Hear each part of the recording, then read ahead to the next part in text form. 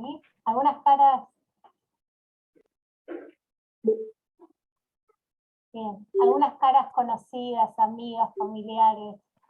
Bueno, bienvenidos a todos y a todas a una nueva edición de UNIPE Federal 2022, edición invierno, que trata de una semana dedicada a reflexionar fundamentalmente sobre la educación en nuestro país y en la región. Hay una oferta de más de 100 espacios disponibles, entre conferencias, mesas de discusión, presentaciones de libros. En esta oportunidad vamos a compartir la mesa denominada Pensando las prácticas inclusivas en el nivel inicial, una construcción colectiva. Mi nombre es Marisa Dowat, soy docente de educación especial, soy psicopedagoga y docente de UNIPE en la carrera de educación inicial. Esta mesa es una invitación a revisitar y continuar pensando las prácticas inclusivas en el nivel inicial. La educación inicial representa el inicio de la trayectoria educativa de niños y niñas. Es el primer lugar donde un niño o una niña integra un grupo, es igual ante la ley, es un sujeto con los mismos derechos que todas y todas, pero a su vez es diferente, singular y es único. Tengo la alegría y tengo el honor de acompañar esta mesa, en la que vamos a compartir un recorrido profesional y situado, con preguntas y reflexiones construidas a partir de la experiencia como docente de educación inicial y como docente de educación especial de la expositora, que en unos segunditos estaré presentando. Las prácticas inclusivas no son inclusivas en sí mismas, devienen inclusivas cuando nos disponemos a escuchar, cuando nos dejamos interpelar y ponemos en suspenso nuestras certezas. Se construyen en el día a día, ampliando la mirada y sosteniendo el deseo de dar respuestas educativas a niños y a niñas. La mesa va a estar a cargo de la licenciada María del Rosario Bosnica Petanic, quien es profesora de educación inicial y licenciada en psicología por la Universidad de Buenos Aires. Realizó su formación en clínica de niños y adolescentes en Centro 2, se desempeñó como docente de nivel inicial y como docente de educación especial en la Ciudad Autónoma de Buenos Aires. Actualmente se desempeña como asistente educacional y como maestra de apoyo a la inclusión en escuelas especiales de la provincia de Buenos Aires. Es miembro de Fórum Zona Norte de la provincia de Buenos Aires, perteneciente a Fórum Infancias Red Federal. Muy bienvenida y gracias por tu presencia y compartir. Te vamos a escuchar con mucha atención. Bueno, buenas tardes a todos y a todas. Muchas gracias por la presentación. Voy a hacer algunos agradecimientos, en principio, bueno, a la Universidad Pedagógica por la invitación a participar de estos espacios colectivos que son necesarios para todos los que formamos parte del sistema educativo, para pensar nuestras prácticas, para poner en jaque ciertas construcciones y para poder armar este entramado que vamos haciendo todos en este camino. En particular voy a agradecerle a Mónica Descalzo y a Marisa Dowat por la convocatoria a esta mesa que es tan linda y tan interesante que vamos a compartir hoy. Bueno, vamos a arrancar, ¿no?, con el título de esta conversación que es Pensando las prácticas inclusivas en el nivel inicial, una construcción colectiva. Y ahora Marisa me va a ayudar un poquito porque va a hacer una presentación que va a acompañar lo que yo voy a ir contando, así que ahí... ¿Se ve bien? Me conecté con mis datos. ¿Ven la presentación? ¿En la presentación se ve bien? Sí, se ve Sí, bien. perfecto. Cualquier cosa, por favor, avisan, ¿sí? Bien, buenísimo. Bueno, como decía, ¿no? Cuando empecé a pensar, a ver cómo arrancar esta charla, hoy nos convocaba a pensar la inclusión educativa, ¿no? Y pensar la inclusión es pensar en una práctica constante, cotidiana, permanente, que se construye con otros, es decir, que es una práctica colectiva. Todos estaríamos de acuerdo si decimos que es una de las obligaciones, ¿no?, del Estado, garantizar una educación inclusiva, permanente, de calidad y para todos y todas, y que además contemple las singularidades y que garantice, como decía en la presentación Marisa, la igualdad de oportunidades. Entonces partimos en ese momento, en este primer momento de la inscripción de los niños, de las niñas, de los adolescentes en el sistema educativo.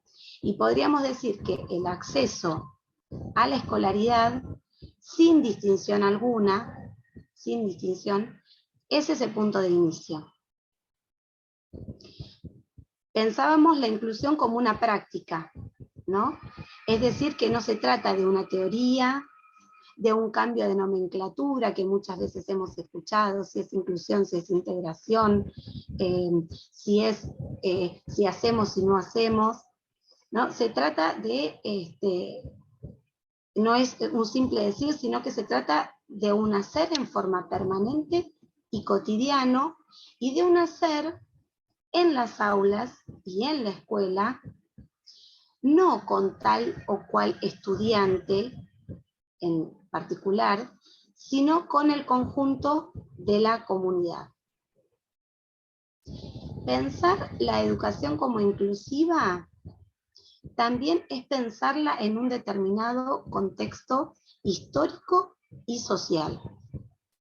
Es decir, enmarcado dentro de un determinado fundamento que por un lado es político, es filosófico y fundamentalmente es pedagógico.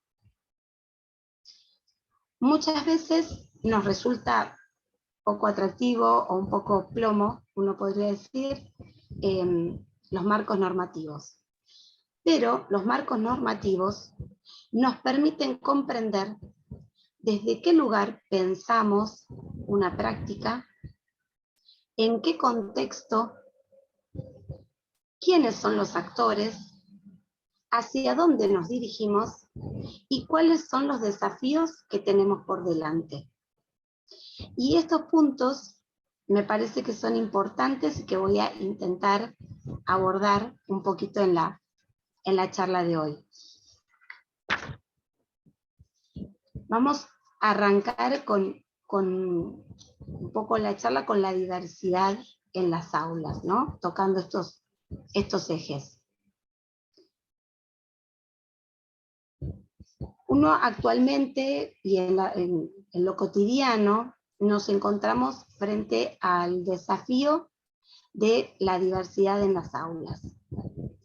Muchos de nosotros, nadie dudaría, o por lo menos muchos de nosotros creo que estaríamos de acuerdo en decir que cada uno de nuestros estudiantes es diferente de otro, que tiene ritmos diferentes, que los ritmos de aprendizaje son distintos, que las motivaciones de cada uno son particulares. Sin embargo, muchas veces realizamos u observamos prácticas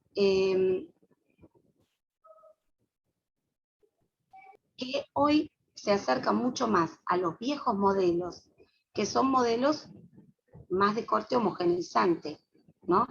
Donde uno podía dar la consigna para todos, era recibida por todos, y de la misma manera esperábamos los mismos resultados para todos. Entonces, me parece que hay algún micrófono que está abierto, ¿no? O yo escucho un sonido. Bueno, seguimos. Entonces, volviendo con esto, esta heterogeneidad de la que hablábamos hace un instante queda bastante complicada, ¿no? Por lo menos se pone bastante en cuestión si la práctica pedagógica se torna homogeneizante. Muchos autores proponen, desde hace un tiempo largo, ya que se viene proponiendo esto, pensar en agrupamientos flexibles que permitan justamente dar cuenta de esta heterogeneidad, posibilitando que cada quien pueda compartir con sus pares aquellas fortalezas que tiene, acompañar el recorrido del otro y enriquecerse con los aportes de los compañeros. Un ejemplo que podemos pensar en nuestro distrito, en Pilar, es el de las salas en el nivel inicial, justamente, que son salas multiedad. Digamos que en las salas se conjugan las edades de todos los niños que participan o que están dentro del periodo del nivel inicial, en relación a otros agrupamientos a los que estamos más acostumbrados, que es la escuela graduada, donde se respeta la franja etaria.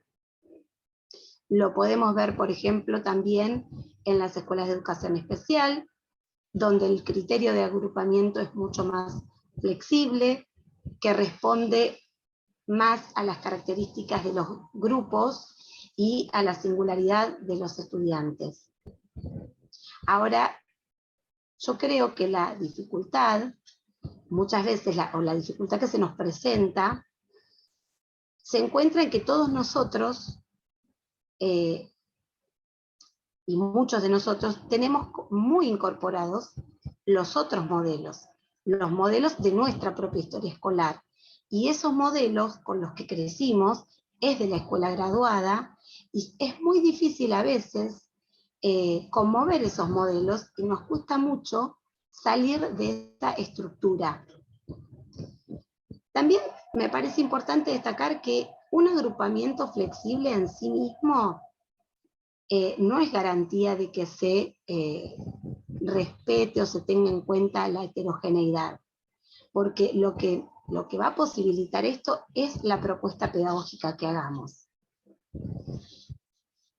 ¿Vamos bien hasta ahí? ¿Se escucha bien? No los veo por eso, porque veo la pantalla. Sí, se escucha perfecto. Sí, se escucha muy bien.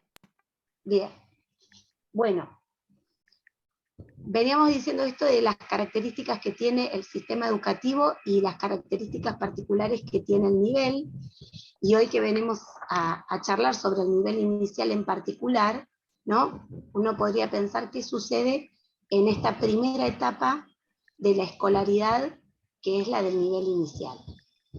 A mí me gusta mucho decir, y por ahí algunos me habrán escuchado decirlo ya varias veces, que el nivel inicial es un nivel de privilegio, y que todos los que hemos trabajado en el nivel inicial o participamos en diferentes roles en el nivel inicial, tenemos este privilegio de estar en el nivel.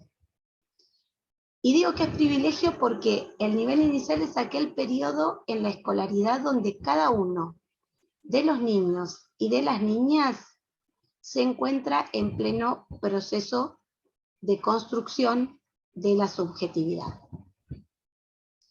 Y la subjetividad no es algo dado que ya esté de antemano, no es algo que esté dado por la naturaleza, ni es algo estático, sino que por el contrario es algo que se va construyendo y que no se construye solo, se construye con un otro.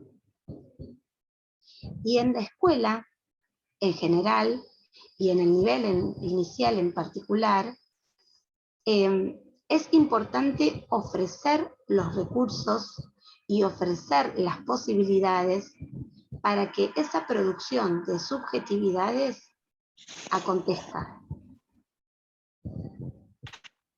Uno podría pensar que nuestras prácticas pedagógicas pueden ser expulsivas, pueden ser aplastantes, o pueden ser prácticas subjetivantes. Es una palabra que muchos habrán escuchado, pero ¿qué significa la práctica subjetivante? Significa que acompaña el proceso de la construcción y de la constitución de la subjetividad de cada niño o cada niña. Y en eso es importante la mirada del otro. La mirada del otro es necesaria para que esto acontezca. Es la mirada que vuelve y que nos devuelve el espejo del otro, y que nos indica o nos marca, aquí estoy yo. Uno podría pensar la diferencia, ¿no?, de algo cotidiano que vivimos en la escuela. Bueno, ¿cómo recibimos o cómo nos reciben en la escuela? No es lo mismo ser recibido y llamado por mi nombre: hola Rosario, ¿cómo estás? ¿Cómo te fue? Qué linda que estás, tenés anteojos nuevos, o te cambiaste la campera, o te cortaste el pelo. Esa mirada del otro a abrir la puerta de la escuela y que los niños entren. Porque ese hola, esa mirada que yo recibo o que un niño recibe, implica un reconocimiento del otro. Implica un alojar, implica un recibir con ternura y sobre todo implica un recibir con alegría. Y es propiciar en algo tan sencillo y tan cotidiano como el saludo, el encuentro con el otro.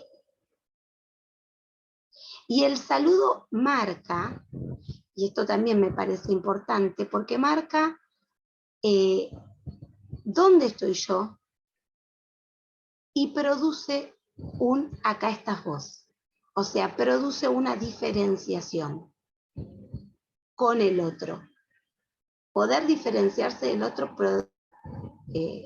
posibilita poder ser uno como sujeto. Hay como este observable, digo, del saludo, de la mirada, hay un montón de otros observables y digamos, diferentes situaciones, conductas, signos que nosotros vamos viendo en este periodo en la escuela. Yo voy a ir tomando algunos que por ahí son más frecuentes y que además generan bastante preocupación, o por lo menos se va conversando bastante de esto en las escuelas, ¿no? Que tiene que ver con ciertos signos o fenómenos que vemos en los chicos. Y acá también me parece importante hacer una salvedad en relación a pensar que venimos de un periodo de pandemia con aislamiento social, preventivo y obligatorio, que todavía, digamos, no hemos salido, pero sí volvimos a la presencialidad en las escuelas, pero hay algunas cuestiones en relación a los distanciamientos y a lo que hemos pasado respecto al distanciamiento social, y se ha trabajado mucho, lo hemos escuchado mucho, no perder que ese distanciamiento de los cuerpos no permita el distanciamiento social de los lazos. Digo porque en estos observables que yo voy a ir tomando, me parece importante pensarlos en el contexto, y en este contexto de cuerpos que tuvieron mucho tiempo sin actividad, ¿no? Hemos escuchado mucho, pero se habla mucho de niños muy inquietos, con poca tolerancia a la frustración, que no responden a las consignas que les proponemos, niños con mucha irritabilidad, con poco lenguaje oral, o a veces directamente con sin posibilidad del lenguaje oral, o que son muy dispersos, digamos, hay un montón de situaciones que se ven en la actualidad. Y hay una tendencia con respecto a esto a tratar de dar nombre o a pensar que ahí existe una patología sin tener en cuenta los procesos de desarrollo de cada uno de los niños, sin tomar en cuenta el contexto social, el contexto familiar y sobre todo, que me parece importantísimo, la historia de cada uno de los chicos. Es como si estuvieran despojados de todo esto y nos centráramos mucho más y con más frecuencia en el déficit y no en la potencialidad.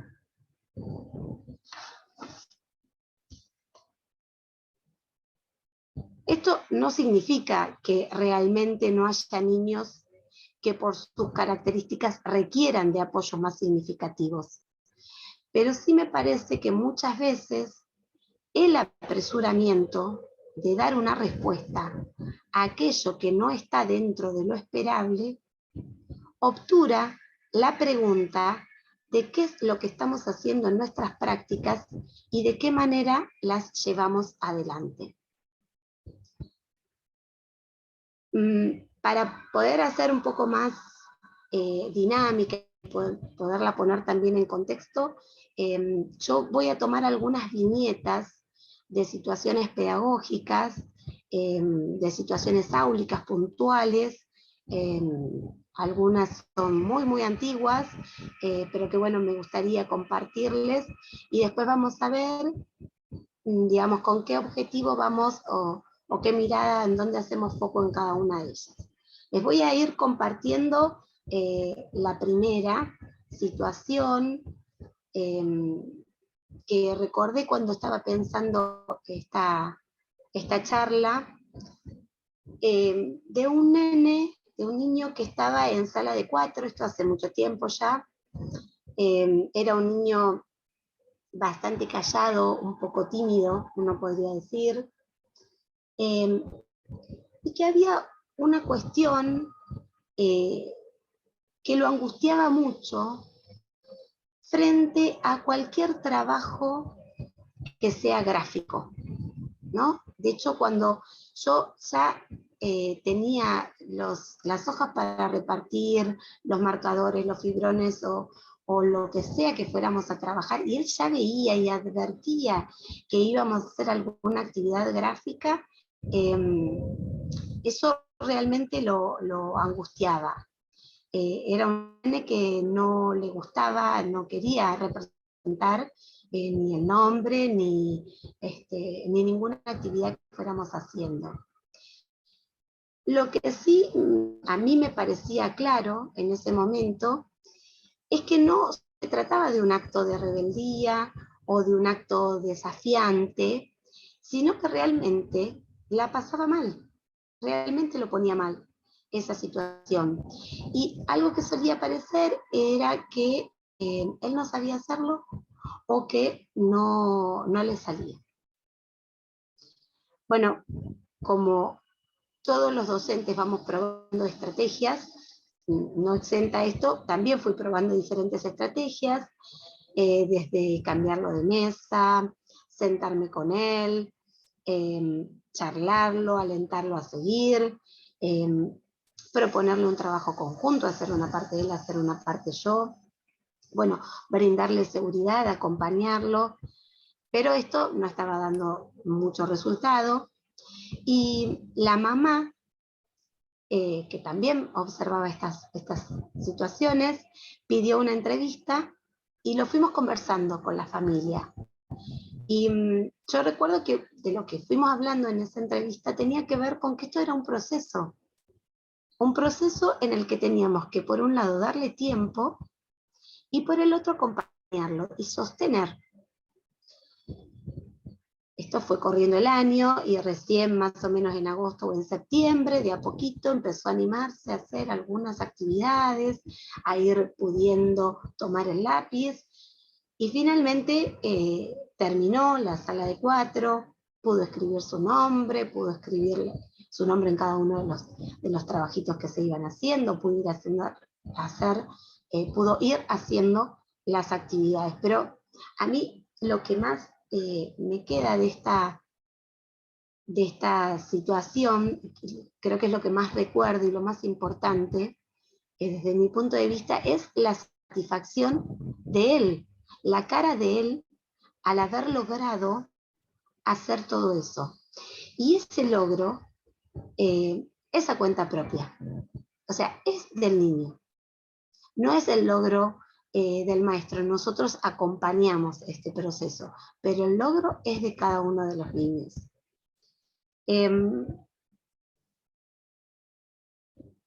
Hay muchas situaciones que van sucediendo a lo largo de nuestra práctica y voy a contarles otra situación que es diferente. Ahora después vamos a ver por qué elegí estas. Que se trata de un niño un poquito más chiquitito, porque recién iniciaba el jardín. Era un nene que entraba en sala de 3.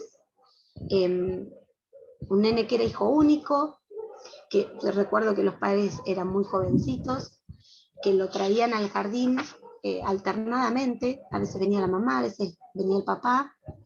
Pero a mí me había llamado mucho la atención, como esas cosas que nos van quedando, de lo que uno va observando, que generalmente cuando inicia la escolaridad suceden ciertas situaciones en las que el periodo de inicio, donde los chicos empiezan el jardín y tienen que dejar de estar en casa y estar con mamá y papá, produce, o con los hermanos, o con la familia, o con los cuidadores, produce situaciones de angustia. Y a mí me había llamado la atención justamente que había como cierta indiferencia en ese momento de la entrada. Era un niño que tenía muy poquito lenguaje oral y que respondía con poca frecuencia al llamado por su nombre. Al tiempo de la escolaridad comenzaron conductas más deambulatorias, el lenguaje corporal empezó un poco a primar por sobre el lenguaje oral. Sí se producían muchas situaciones de grito en la sala, y la verdad es que nos costaba mucho poder saber qué era lo que sucedía. Y hay algo que es lo que quería contarles y destacar, que se repetía una palabra en particular, que era la palabra auxilio. Esto solía repetirlo mucho y con mucha frecuencia, acompañado de un grito, ¿no?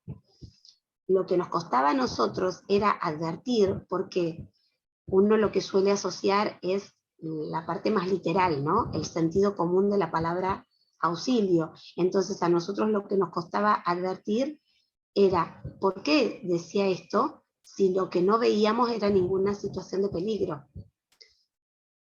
Y comenzó a tener otras conductas que tenían que ver con golpearse la cabeza contra la pared, frente a distintas situaciones diversas. Con lo cual estábamos como todo el tiempo muy atentas. Y un día se produce algo que tiene que ver con el grito de la palabra auxilio, pero con un grito que era muy diferente a las otras veces que él nombraba la palabra auxilio.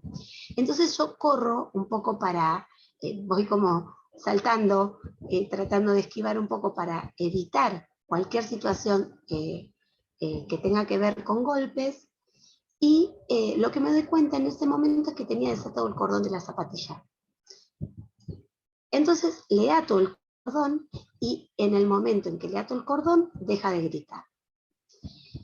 Y ese día nosotros nos dimos cuenta que esa palabra auxilio que él decía permanentemente era su manera de pedir ayuda.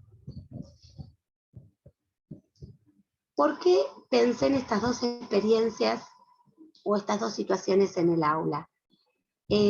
Porque muchas veces escuchamos, vemos, observamos cómo se categorizan determinados signos de los niños y rápidamente se intenta, como decía antes, ¿no?, diagnosticar o patologizar esos comportamientos. Si no responde a la mirada, si no responde al nombre, si es muy inquieto, si no cumple como esperamos determinada consigna. Uno podría pensar en los tiempos y en la singularidad, en los tiempos que requería, en el caso de la primer viñeta, el niño para su desarrollo, para poder expresar toda su potencialidad, y en la segunda, pensar la singularidad de él, su modo particular de expresión, su modo particular de transmisión y su modo particular de poder manifestar de la forma que a él le era posible. Y esto me parece importante porque muchas veces tomamos los ciertos aspectos o ciertos decires de los niños de la forma que nosotros los entendemos, pero cada uno tiene su manera particular y esto también requiere tiempo de poderlos conocer, de poderlos entender y cierta apertura a estar dispuestos a. Nosotros, cuando pensamos las situaciones de cada uno de los niños y las prácticas en el nivel inicial, también pensamos que muchas veces sí se requieren otros apoyos, ¿no? Entonces, uno podría pensar, entonces, ¿cuándo es necesario que haya otros apoyos para algunos niños o niñas?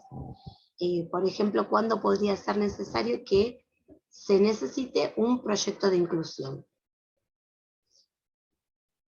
Bueno, en principio, uno lo que podría decir es que siempre que el nivel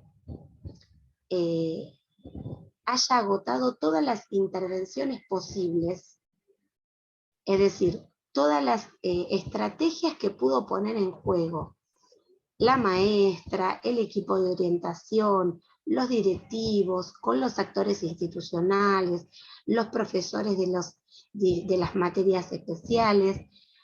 Cuando todo esto no alcanza, no nos está dando la respuesta que esperamos, ahí es importante poder pedir la intervención de la modalidad de educación especial.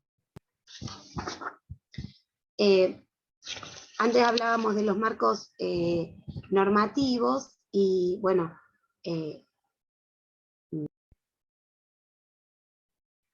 bien. En cuanto a las intervenciones y a los marcos normativos, ustedes saben que nosotros en la modalidad de educación especial, como en todo, tenemos los marcos normativos. Hay dos resoluciones, tenemos los marcos normativos generales, ¿no?, las leyes nacionales, provinciales de educación, y tenemos la resolución 311 del Consejo Federal de Educación, que es el marco normativo para la inclusión educativa a nivel nacional, y en la provincia de Buenos Aires en particular tenemos la resolución 1664 del año 17. Yo no voy a extenderme ni en el marco normativo en general, de hecho se puede buscar en las páginas del ABC o en Google, digamos, está disponible, pero sí me parecía interesante tomar un pedacito que lo está viendo en pantalla, de la resolución que dice, y lo voy a leer: la educación inclusiva no solo es a los estudiantes en situación de discapacidad, sino el reconocimiento a las particularidades y necesidades de todos los estudiantes.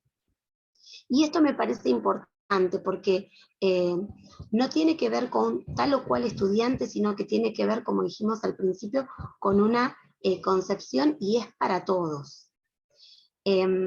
Cuando vamos pensando en qué momentos en qué momentos es necesario intervenir y desde dónde miramos estas intervenciones, bueno, pensamos en los modelos que imperan, o los modelos que tuvimos a lo largo del tiempo y los modelos por los que nos regimos actualmente.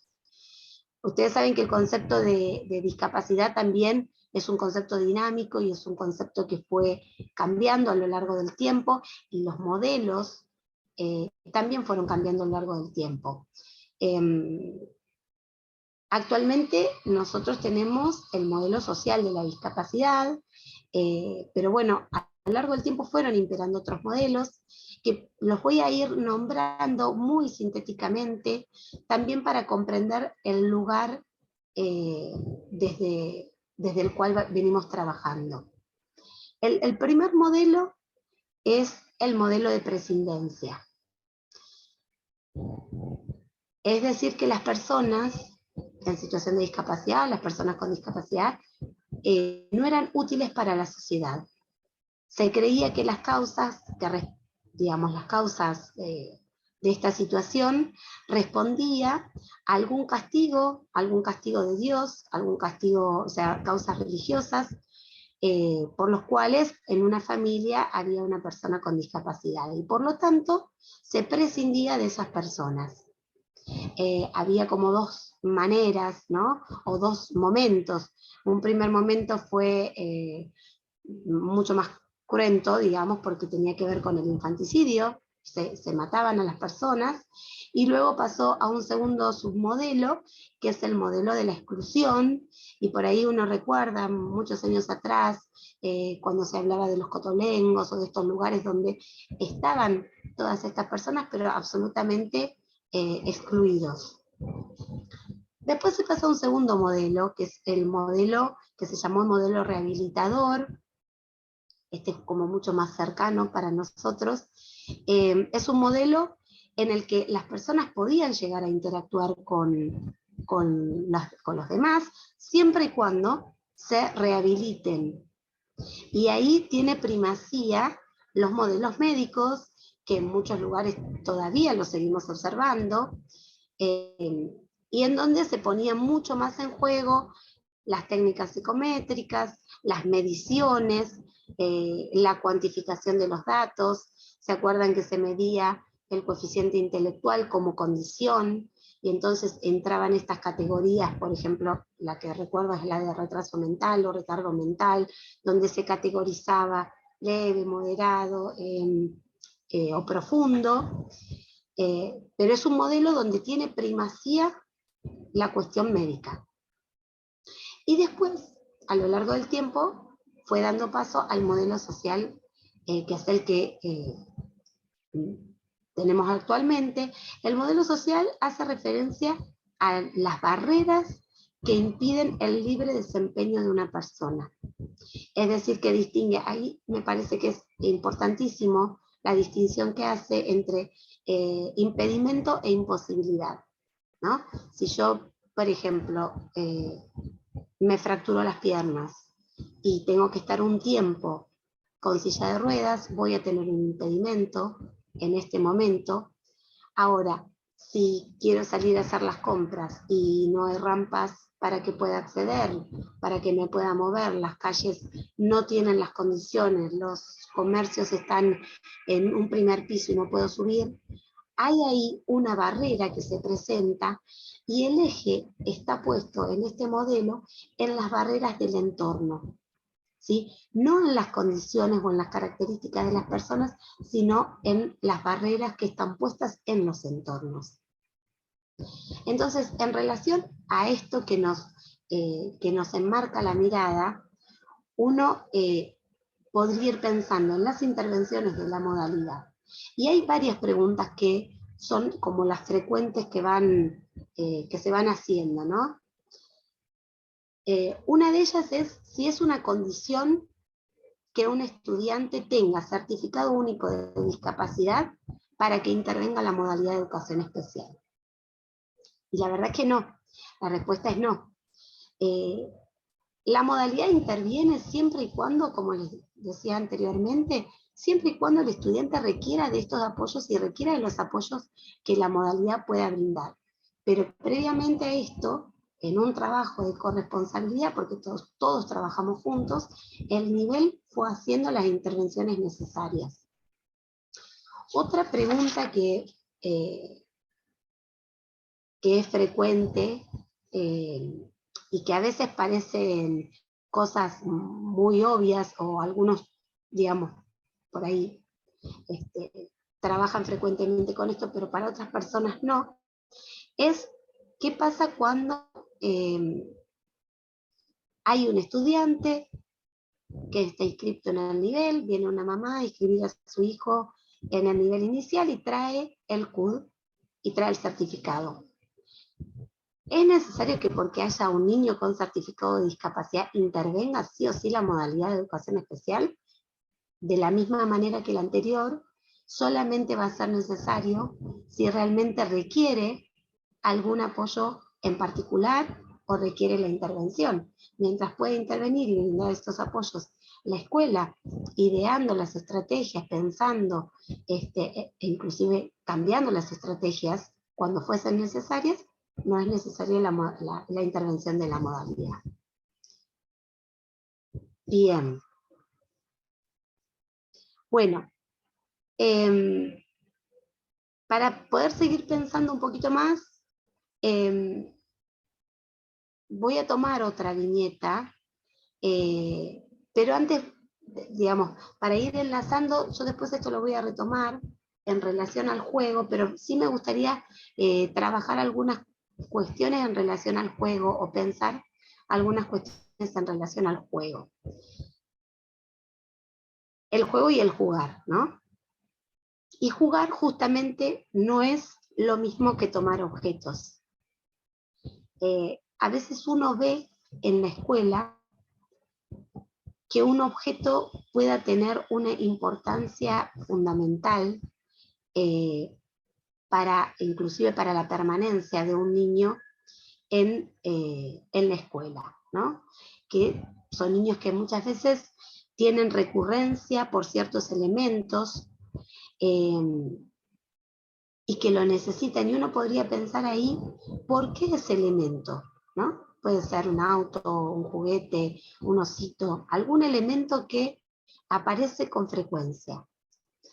Y muchas veces es ese elemento, y ese único elemento, y no otro, porque uno intenta por ahí traer otro auto, traer otro material, y no, es ese. ¿Qué pasa cuando cambiamos de objeto? Cuando intentamos intervenir, cuando lo intentamos mover, cuando lo intentamos cambiar. Muchas veces lo que sucede es que aparecen episodios de mucha angustia. ¿Y por qué? Porque hay algo de ese objeto que se torna necesario para ese sujeto.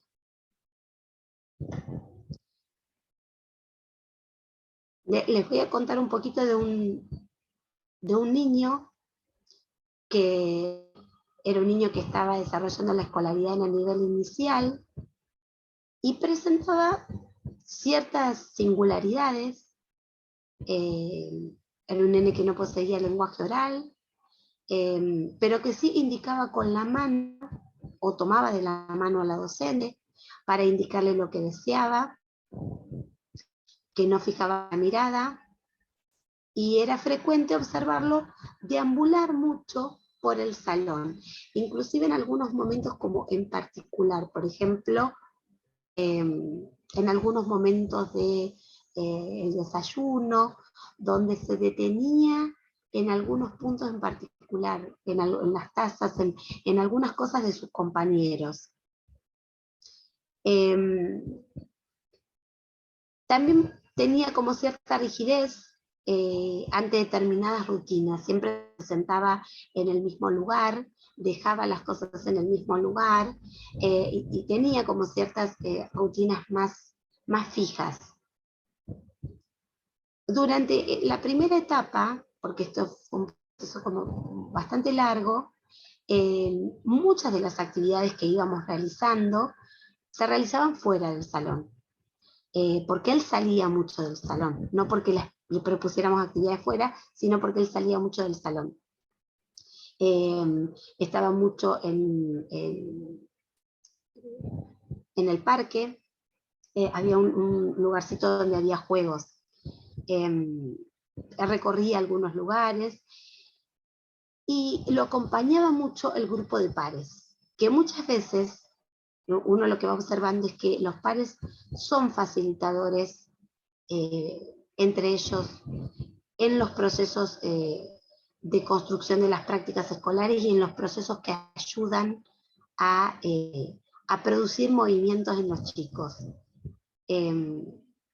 Lo ayudaba mucho en el desayuno, lo acompañaba mucho en la formación de entrada, de salida.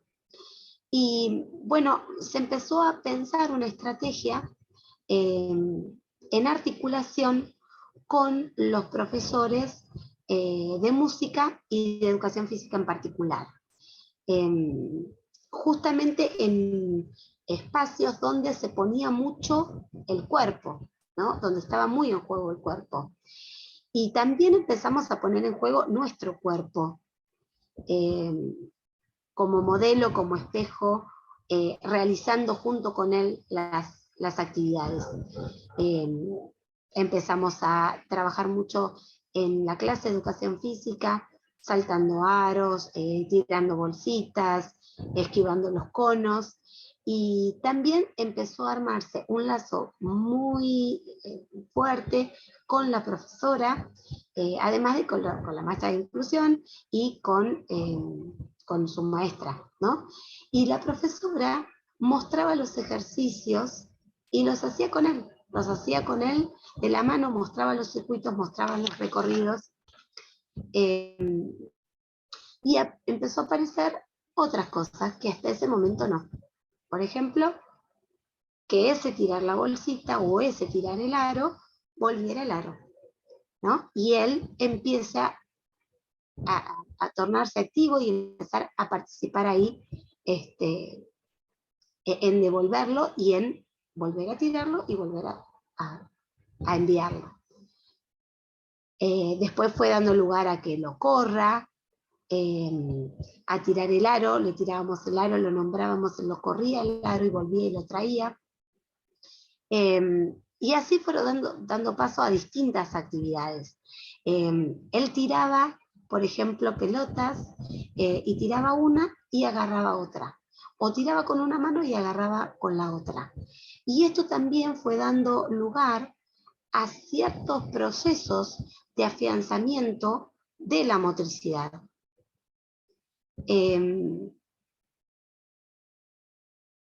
Muchas veces yo digo que cuando encontramos el modo en que cada uno de los chicos se expresa, en que nos van mostrando, porque ellos mismos nos van mostrando cuál es el camino, esa es como la punta de la soga de la que empezamos a tirar, porque es a partir de esa singularidad, es a partir de lo que ellos nos van mostrando y lo que nos van expresando, donde nosotros podemos pensar una intervención.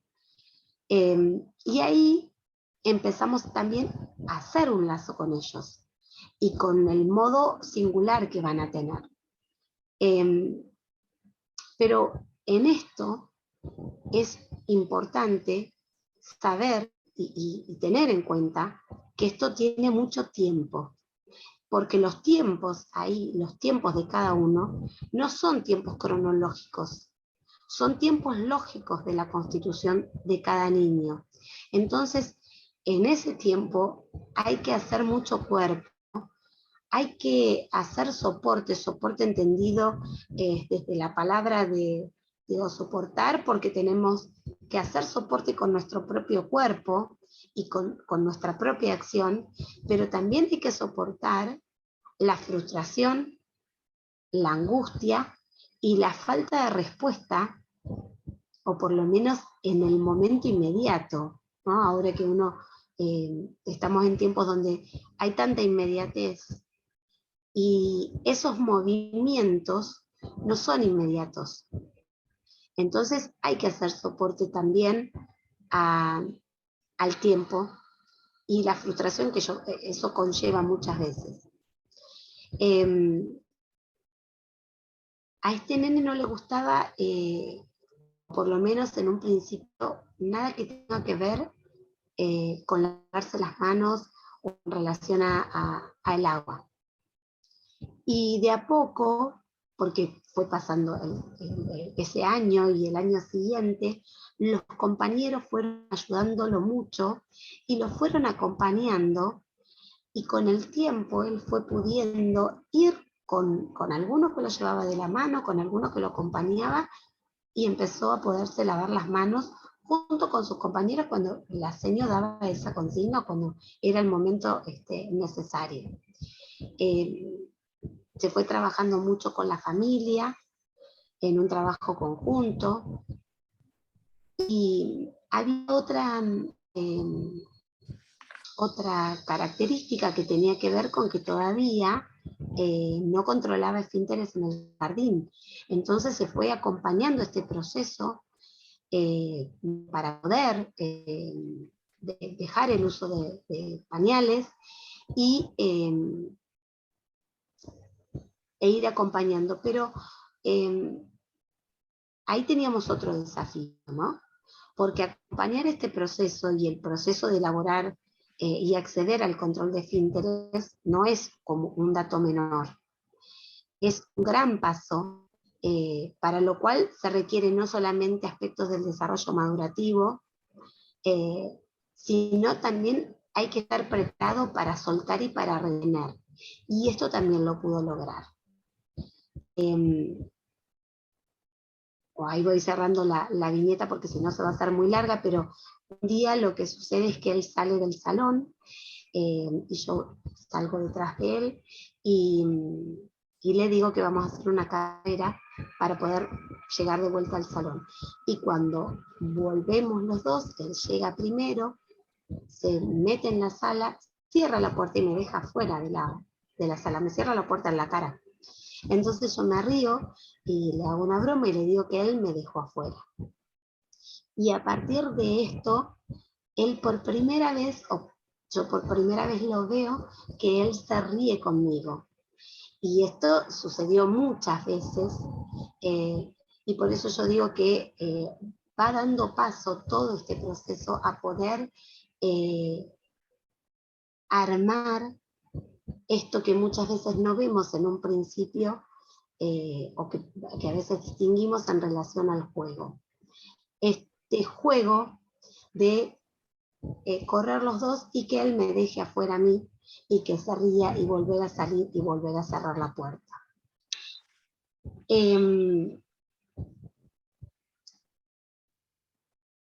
Pero esto, como un poco les decía, no es que se realiza en forma individual, porque las prácticas pedagógicas no son individuales y no se realizan en soledad. Hay muchos actores, como en este caso, que participan y que son necesarios para llevar adelante las estrategias. Y estas estrategias pueden ser transitorias o pueden ser transitorias cortitas o transitorias más largas. Pero cuando uno piensa en conjunto una estrategia, tenemos que tener en cuenta la singularidad, pero también tenemos que estar advertidos que no siempre son estrategias que dan resultado, y que aún estrategias que nos dieron mucho resultado en un momento y que posibilitaron grandes avances o pequeños avances, como uno los quiera ver, pueden ir variando en el tiempo y en otro momento pueden ser absolutamente ineficaces, de acuerdo a cómo vaya armándose ese proceso.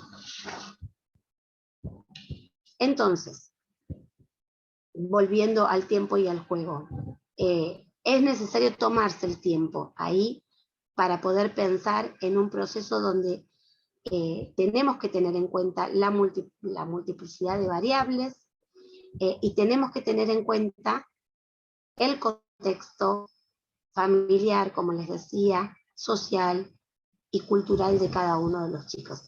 Y el contexto no es menor, ¿no? El contexto cultural y el contexto familiar, porque cada uno de los chicos está inmerso en una cultura familiar que tiene costumbres, que tiene creencias, que tiene dinámicas propias, y eso me parece que es muy importante.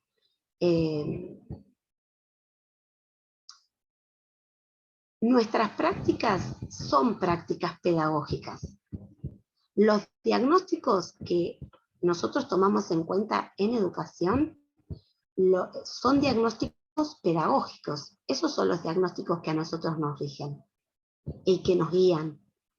Y en este sentido, volviendo con lo que decía del modelo social, se trata de poder pensar las intervenciones necesarias para el mejor desenvolvimiento de una persona en el aspecto integral. Y muchas veces este apresuramiento por encontrar una respuesta lleva al etiquetamiento en tal o cual patología, obtura la mirada y sobre todo, que me parece lo más importante, obtura la pregunta. Pone el eje en el déficit, dejando de lado la potencialidad de cada uno de los chicos. Y en definitiva, cercena las posibilidades de desarrollo, poniendo un límite que se convierte en una barrera. Por eso me parece que es importante tenerlo presente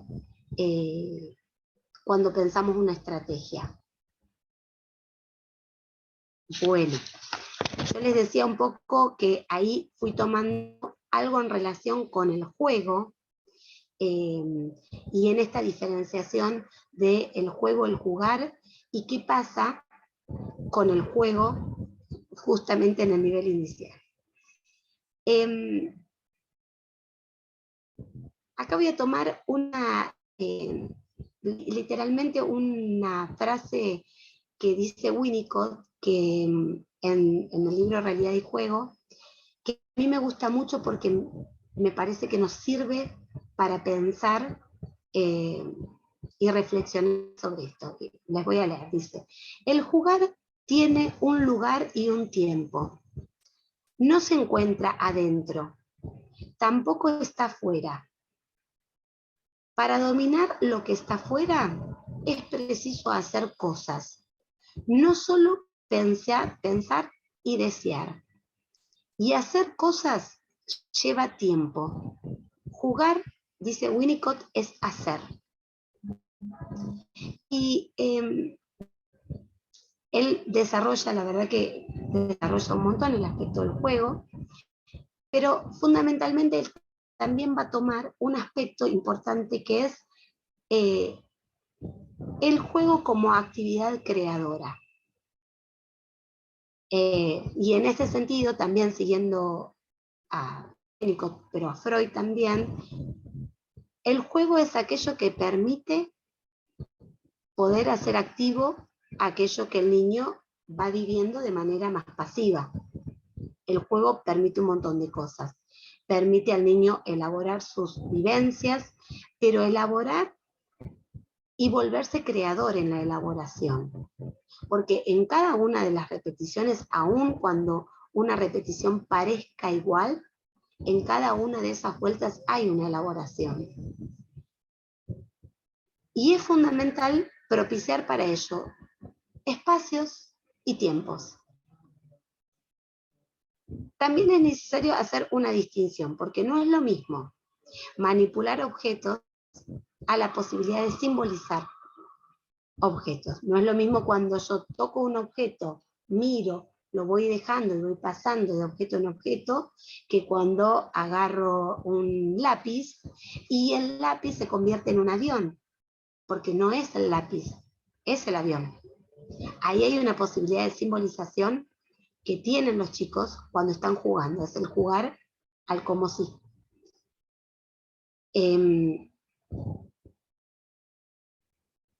Y no siempre observamos esto, no siempre observamos juegos simbólicos en los niños, y no siempre observamos juego. Pero es necesario, como dice Winnicott, que cuando no esté, o sea, cuando el juego no acontece, podamos propiciar ese pasaje de un estado en que un niño no puede jugar a uno en que le es posible hacerlo. ¿Cómo? ¿No? Porque uno se pregunta, bueno, ¿cómo? Es importante, para poder propiciar esto, crear escenarios lúdicos. Y en este sentido, retomo un poco la idea esta que les decía del privilegio del nivel inicial, donde el juego es actividad por excelencia, donde la intervención permite con un mínimo, porque realmente muchas veces es un mínimo de recursos. Hace poquito veía una seño en un jardín que les decía a los chicos que en la mano tenían una bolita. Y la bolita subía, bajaba, me la pongo en la cabeza, la pongo en la espalda, la tiro para un costado, para el otro. Acá cada uno tenía una bolita y cada uno jugó con esa bolita. Por eso digo que muchas veces es crear esas condiciones con un mínimo de recursos para que ese universo aparezca y donde los niños y las niñas son los protagonistas. Y en ese sentido, el de hacer juego es donde la práctica tiene esa importancia que permite acompañar estos procesos de subjetivación que veníamos hablando hace un ratito. Bueno, ahí vamos, ya estamos como larguitos en el tiempo, pero para ir cerrando un poquito, me parece importante señalar aquellos aspectos donde vamos poniendo el foco, que son los que nos permiten ir poniendo la mirada, ¿no? Y es fundamental entonces centrar, por un lado, esta mirada, la mirada desde un lugar que permita alojar las subjetividades, desde una mirada amorosa, que permita ser sostén para poder desplegar lo propio de cada uno. Es importante, y siempre es importante, propiciar la palabra. Dar la palabra también es alojar. Poder poner en palabras aquello que aún no está puesto, de lo que el otro todavía no puede poner en palabras, prestar esas palabras también es alojar. Y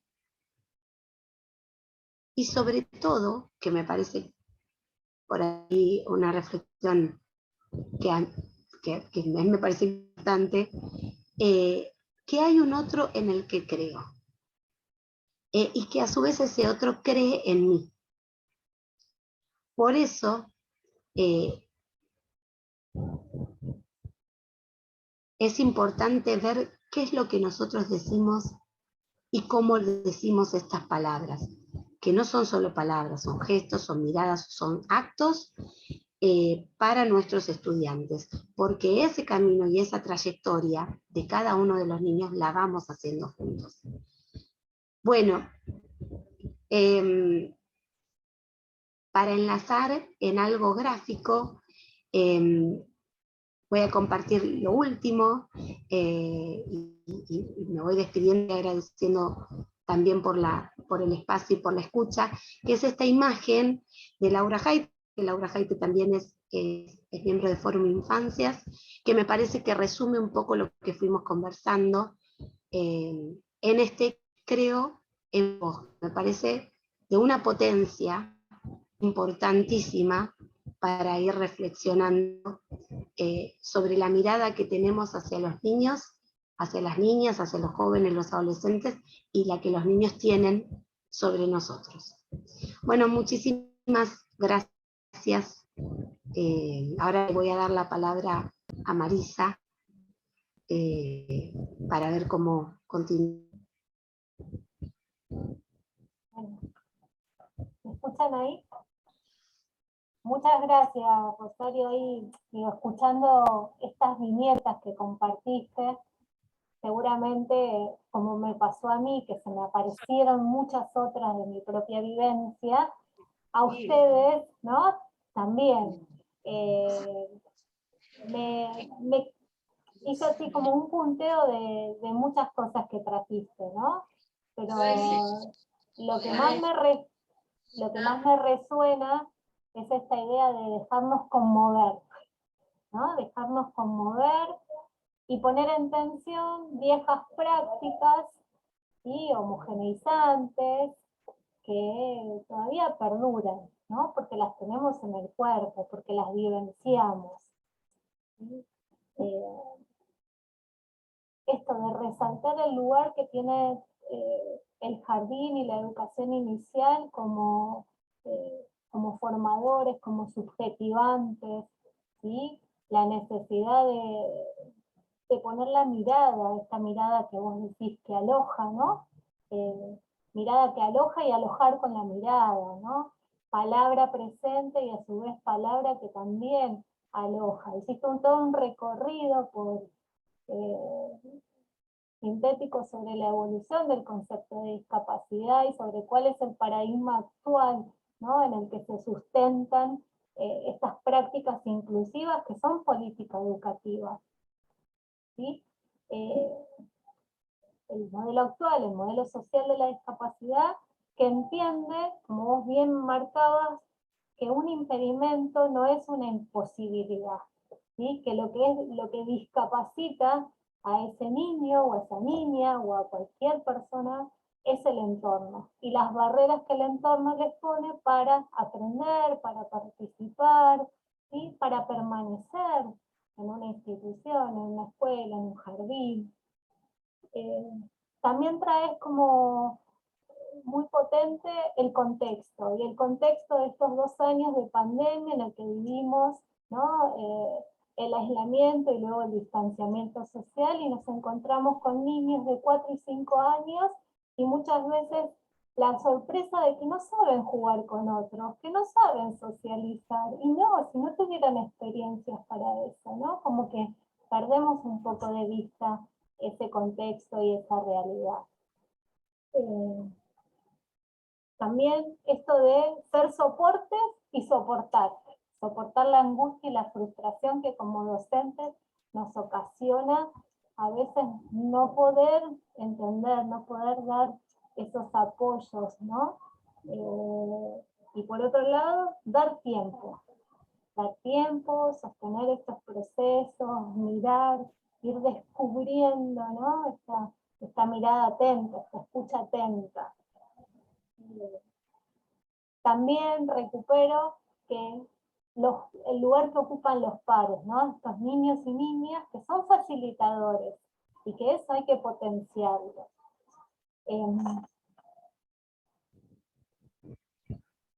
Subrayar el diagnóstico pedagógico sobre el diagnóstico médico, ¿no? Como lugar que tenemos en la educación. El lugar del juego, ¿no?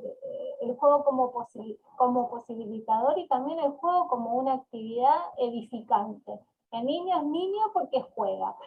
Un niño que no ha tenido posibilidad de jugar tiene muchas dificultades para constituirse como sujeto, ¿sí?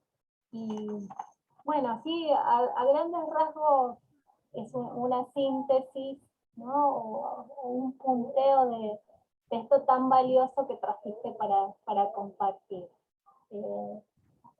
Muy agradecidos en nombre de la universidad, ¿sí? Y no sé si podemos habilitar un espacio para compartir, si alguien quiere hacer alguna pregunta puntual a Rosario, o si quiere traer algo de su experiencia. Tenemos unos minutitos, ¿no, Antonella, Mónica? Sí.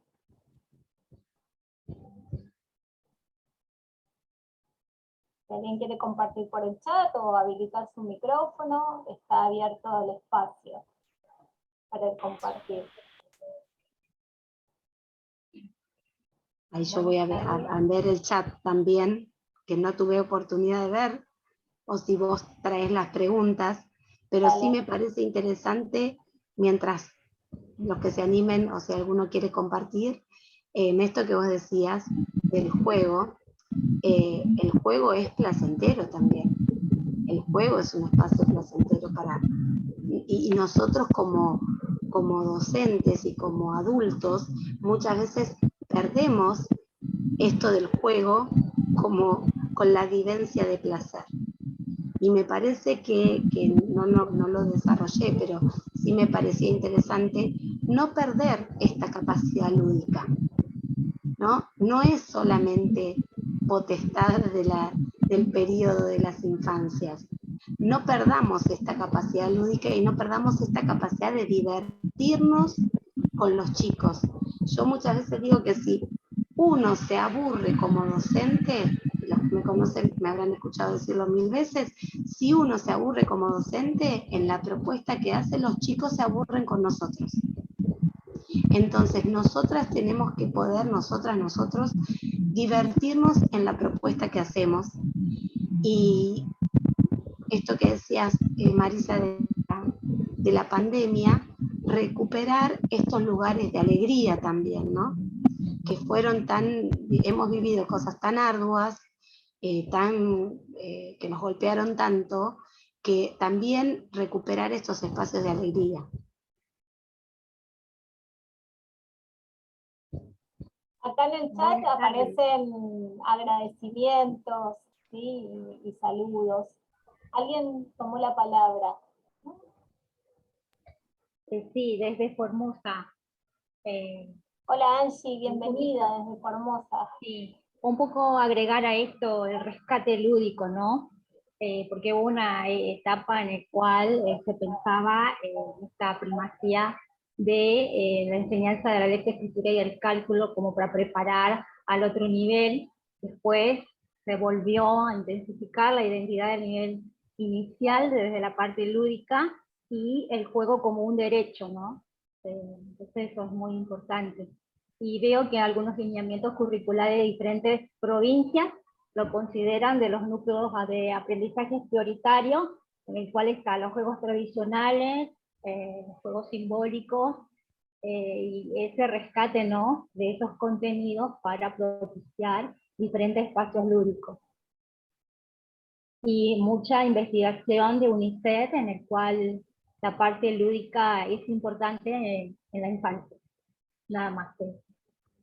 Gracias, Angie. Gracias, Acá Angie. Marcela levanta su mano, pidió la palabra. ¿Es posible ahora? Sí. Perdón, lo había abierto el micrófono porque pensé que iba a poder hablar. Yo trabajo en formación docente, entonces frente a estos planteos que son absolutamente interesantes y esta dimensión normativa que mencionó encuadrando la situación, pienso cuán complejo es ese espacio de formación cuando tenemos muy poco tiempo en los ateneos, no conocemos a esos niños y esas niñas, a lo que nuestras estudiantes, porque en general son chicas, van, ¿sí? Y después tenemos que generar una propuesta, ¿sí? Y son 2 horas por semana con 20, 30 estudiantes a quienes hay que atender de forma particular, ¿no? Entonces, me planteo ahora, tomando este segundo cuatrimestre, nuevamente cuán necesario, pero cuán complejo, ¿no? Atender a esta diversidad en estas planificaciones, que es, en muchos casos es la segunda vez en estas circunstancias, muchas estudiantes es la primera vez que se están acercando a las salas, y que puedan ofrecer propuestas que realmente incluyan.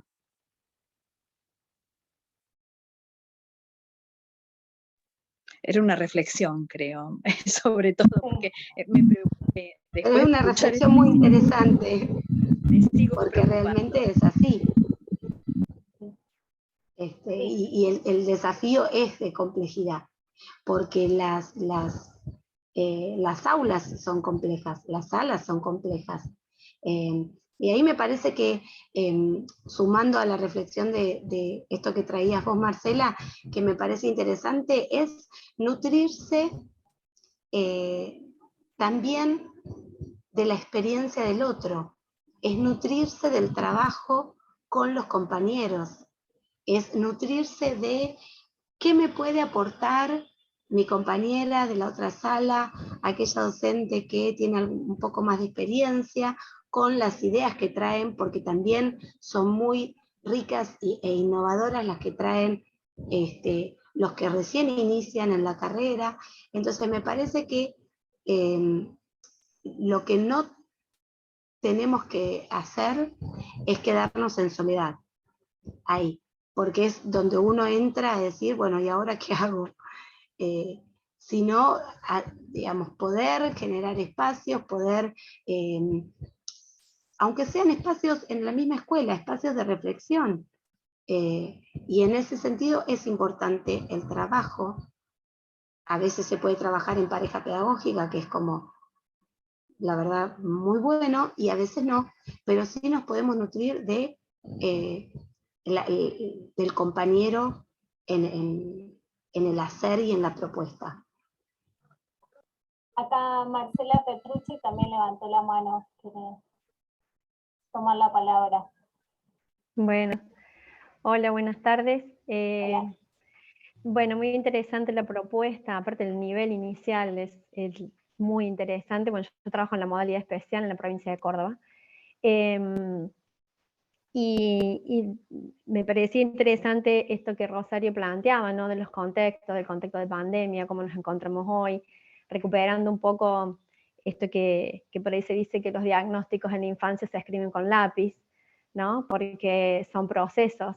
Y últimamente se observa muy fuertemente esta necesidad de encontrar un motivo, un porqué, un diagnóstico rápidamente, ¿no? Y esto obtura un poco las posibilidades y desde este paradigma social, el encontrar las barreras a veces siempre están puestas en el niño, y que esas barreras, como vos bien decías, Rosario, a veces del contexto familiar, del contexto social y demás, a veces también uno puede como ayudar a mirar esas barreras institucionales, ¿no?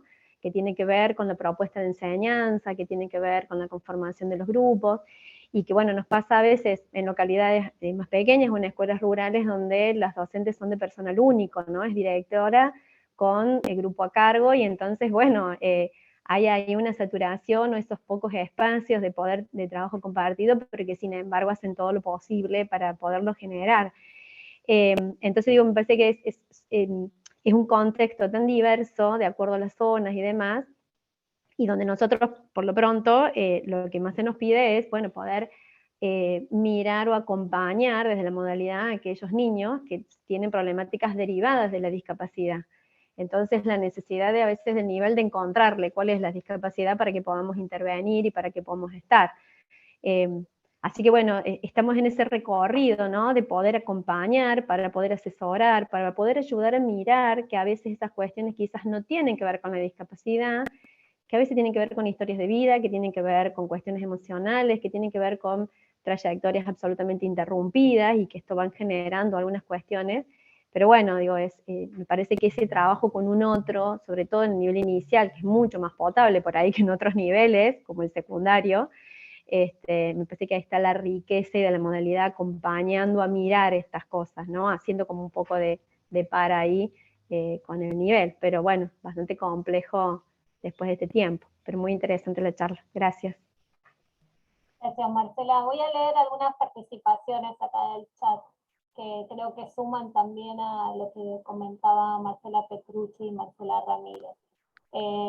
Cecilia dice que es un placer escucharte, enriquecedor, una invitación a reflexionar, a esclarecer formas de entender, de mirar, de hacer, de intervenir en pos de favorecer prácticas inclusivas, respetuosas de cada subjetividad. Patricia López agrega: el desarrollo de la observación para identificar esas barreras y derribarlas. Así se pondrá el acento en las prácticas educativas y no en una mirada clínica. Los especialistas en la educación inicial somos los docentes, que no quepan dudas de esto, ¿no?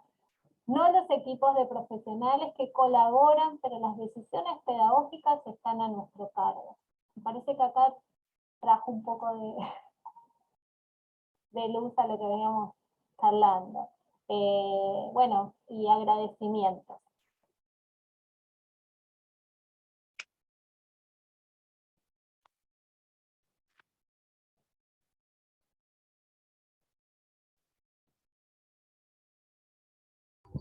Bueno, muchas gracias. Agradecen encuentros tan significativos para el nivel, sobre estas cuestiones tan relevantes hoy en día.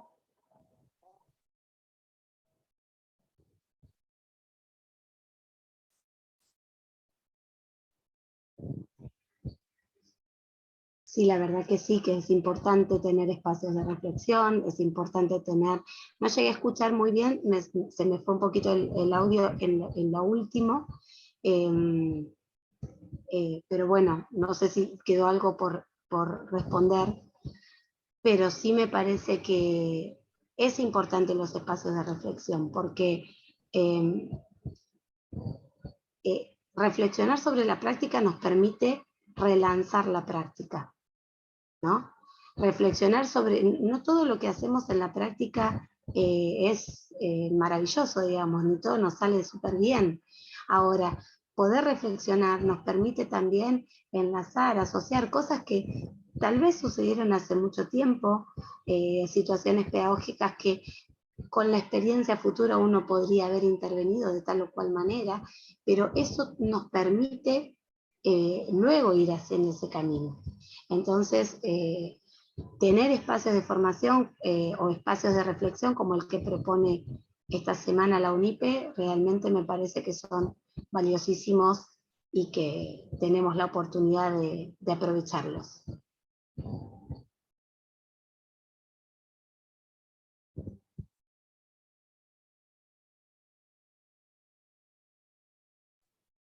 No sé si alguien más quiere sumar alguna reflexión o algún comentario.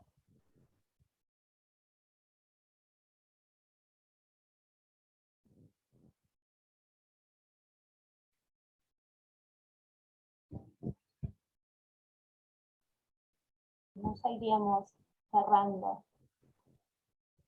Acá destacan la importancia que tienen los vínculos. Sí, sin duda la importancia que tienen los vínculos. Y el vínculo es lo más importante. Nada de esto es posible si no hacemos un vínculo con cada uno de los estudiantes. Es necesario que haya una mirada, es necesario que haya un deseo, es necesario que pongamos el cuerpo, pero es necesario fundamentalmente poder entablar un vínculo con ese niño o esa niña o ese joven o adolescente. Es importantísimo el vínculo. Sí, estoy totalmente de acuerdo, no sé quién había hecho el comentario, pero es totalmente, Geraldina, gracias Geraldina, totalmente, es fundamental el vínculo. Señalan algunas diferencias en relación a las normativas en cada jurisdicción, ¿no? Aunque Rosario presentó la resolución 311, que es del Consejo Federal de Educación, ¿no? Algo a nivel nacional.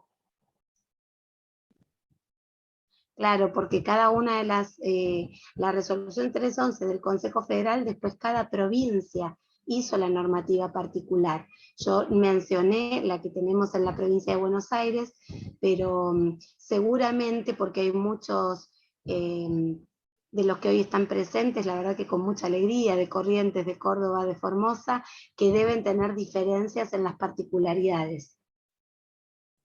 Entre Ríos, Santa Fe, La Plata, ¿no?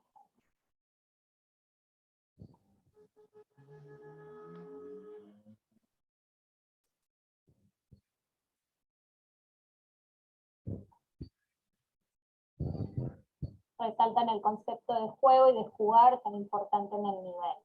Bien.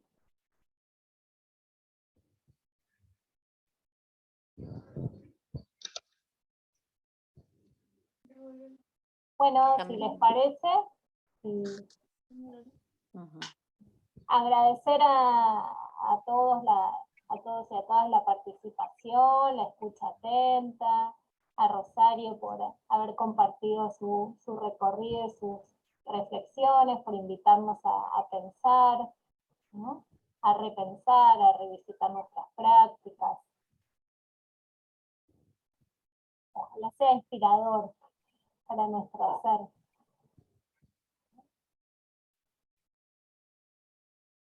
Muchísimas gracias a ustedes por la invitación, a todos por compartir el espacio, por las devoluciones y los aportes de cada uno que fue sumando en el chat, que realmente nos ayudan a todos y nos invitan a seguir pensando a todos. Muchas gracias y bueno, tal vez nos crucemos en alguna otra de las actividades que propone la Semana de UNIPE Federal. Seguramente. Muchas gracias y buenas tardes a todos. Abrazo y mucha suerte.